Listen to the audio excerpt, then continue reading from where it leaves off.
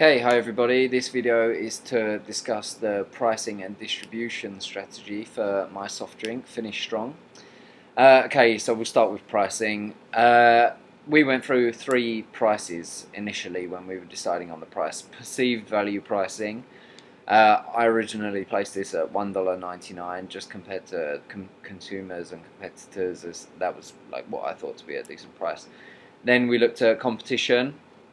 I based my price compared to the competition at $3, and after further evaluation came up with a final price of $2.49, which is $0.177 per ounce for a 16.9 ounce drink, which is the exact same size as Gatorade or that sort of drink. So that's when you picture a regular size Gatorade, that's the same size as my drink.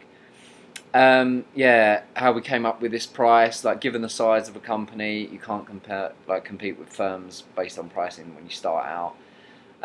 Obviously, with all of the fresh ingredients, costs are going to be a little bit higher to produce than a lot of other companies. And then, when I looked at the perceived value of the price, it was a little bit low given what I offered to the market. And then when I compared my second price to the price of the competition, it was just a little bit too high to be able to sort of justify the amount of sales that I'm looking to get and to sell that initial 1 million that we produce. Okay, so once obviously set up the price, then distribution. So we have a company based in New York called the Blue Beverage Group, which is like a healthy drink specific company that produces drinks, and they have a reputation for producing drinks and putting them in really nice glass containers. I had always pictured my drink being in a glass container, obviously, because it has to be kept cold, and what it offers to the market, it's nice to have it in something that isn't plastic. Glass just shows a little bit of a higher quality.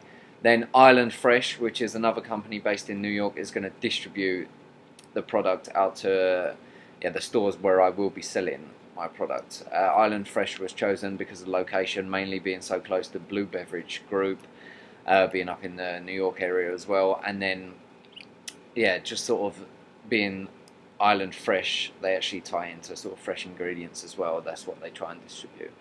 The retailers initially that I'm looking into to sell my product in are PGA Tour Superstore, Golfsmith, then pro shops at golf courses, restaurants at golf courses, and then CVS and 7-Eleven.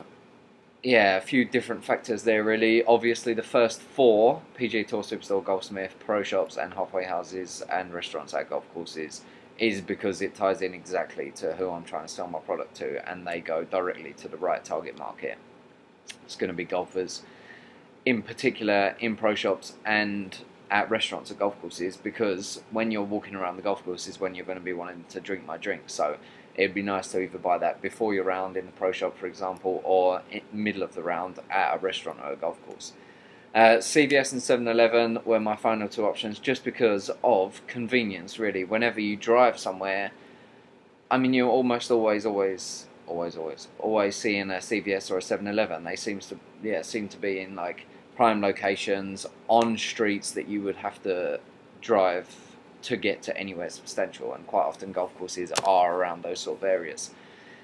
So that pretty much sums up everything to do with my pricing and distribution strategy.